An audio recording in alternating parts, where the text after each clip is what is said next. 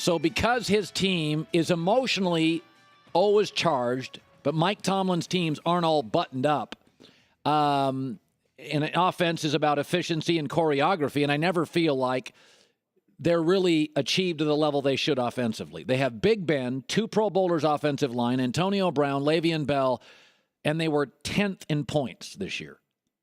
There were 9 teams with better output than the Pittsburgh Steelers in a division with Cleveland, in a weaker conference AFC. That's undercoaching. Now, you can argue that Tomlin defensively gets more out of his players. I would argue you're right. You can argue he's a great motivator. I would say you are right. As a great offensive coach in an offensive league, I think Pittsburgh underachieves.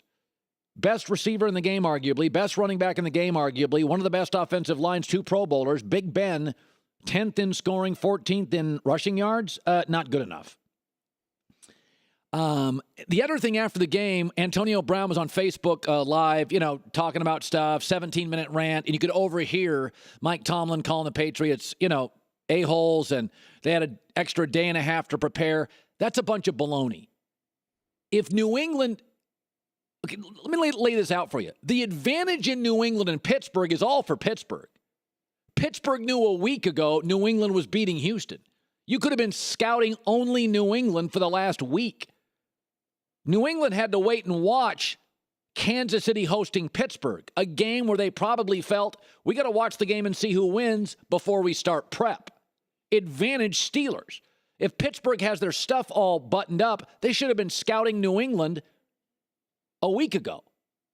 They knew Houston wasn't going to go in there and win. Brady played as bad as Tom can play, and they won, covered a 16-point spread. Advantage Steelers. The second advantage is these two teams met earlier this year, and Pittsburgh got to see Tom Brady and the real team.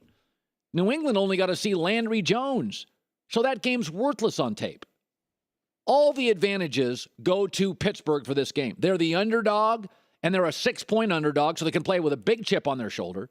They've already faced a New England team that used this personnel.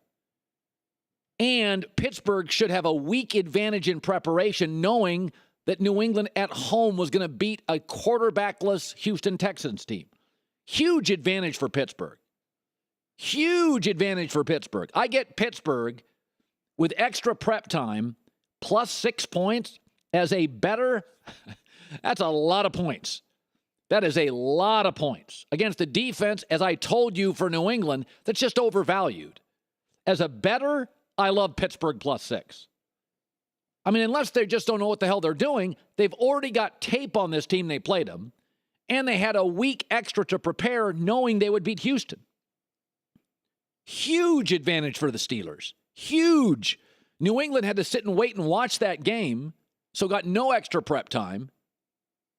They couldn't, even though they got, Tomlin saying, oh, they got a day and a half advantage. No, they didn't. They had to watch the game and figure out who to prepare for. Vegas had Kansas City as a favorite. Most people I knew thought Kansas City would win. See, what's the point of spending a lot of time on Pittsburgh?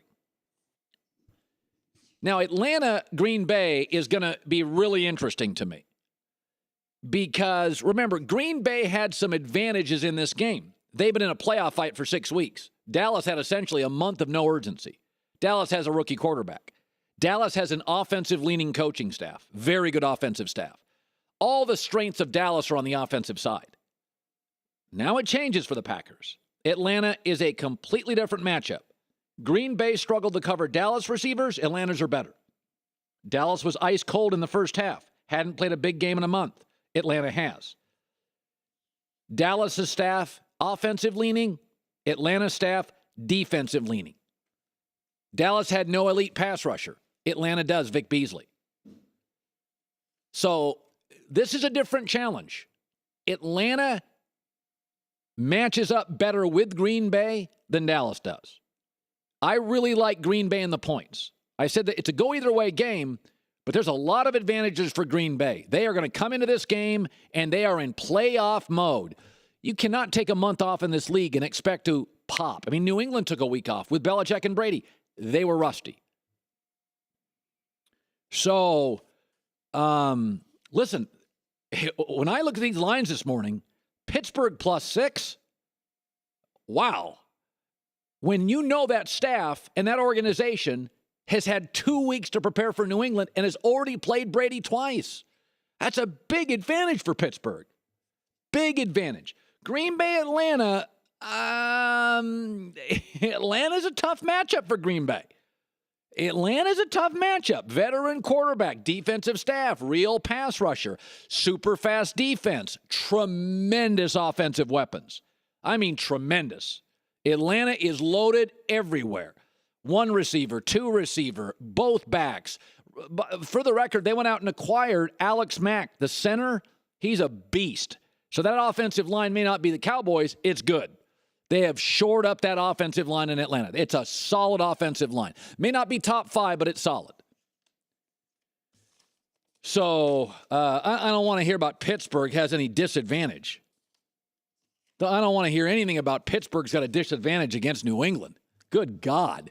2 weeks ago, they could prepare for New England. And they have advanced scouts in the NBA and the NFL and Major League Baseball and the NHL. Probably have them in the MLS. Your advanced scouts 2 weeks ago were working on New England. You're not thinking, I mean, this is what's funny about it. The Boston Globe had a headline. Like Sunday morning. Near upset in Foxborough. Texans had the Patriots reeling. New England was as bad as I've seen Brady ever play in the playoffs in the first half. Had 2 turnovers and led by over a touchdown. That was reeling. There was never a moment in that game you thought Houston was better than New England. There was never a moment when even after the first drive, I never thought, oh, Atlanta's in trouble. Those 2 games this weekend, as I said, it's the easiest prediction of the playoffs. Atlanta was going to roll Seattle. Seattle, the one thing you know about the NFL, we know quarterbacks are valuable. Check. The other thing that's a check is I don't believe you can win a World Series with a bad bullpen. Because baseball playoff games are all very situational. And you're facing the same top pitchers, right? So the way the game has changed in baseball, it's lower scoring. And now bullpens and it's situational and you use a guy for one batter. If you can't close games in the 7th, 8th, and 9th, your bullpen shoddy, you can't win a World Series. I mean, that's why Aroldis Chapman is so valuable on the market. You can win a World Series without power hitters. You don't even have to be a great hitting team. You can win a World Series, Kansas City did, without great pitchers, great starting pitchers.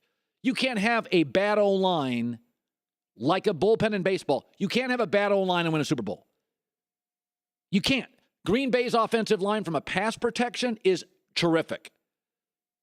New England, very good offensive line. I prefer them run blocking, great offensive line. Pittsburgh's offensive line, 2 Pro Bowlers, and DeCastro's a monster. That's a very good offensive line. And Atlanta's maybe the weakest of the 4. It's pretty good. Alex Mack at center is terrific. So, what we're seeing is I tend to like to spot trends. That stuff kind of fascinates me.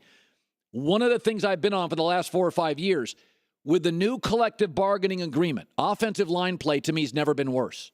So if you have an elite offensive line, it really stands out. Seattle's roster is loaded. Weak offensive line. Kansas City's roster's darn good. Okay offensive line. I don't care about your personnel. I don't care. Listen, if Aaron Rodgers didn't have that offensive line, Dallas wins that football game. Let's give the offensive line for Green Bay some credit. Yes, I know Aaron's great and Aaron can roll around. He's remarkable. That goes without saying. But that pass blocking line for the Packers on average is very good. They would have no chance to beat Atlanta without that offensive line. I mean, obviously, they're not going to win without Aaron.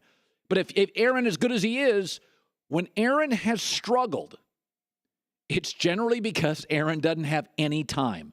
This Packer O-line was not very good about 3 years ago. After they won the Super Bowl, for a couple of years, it was not. It's good now. It's a good offensive line.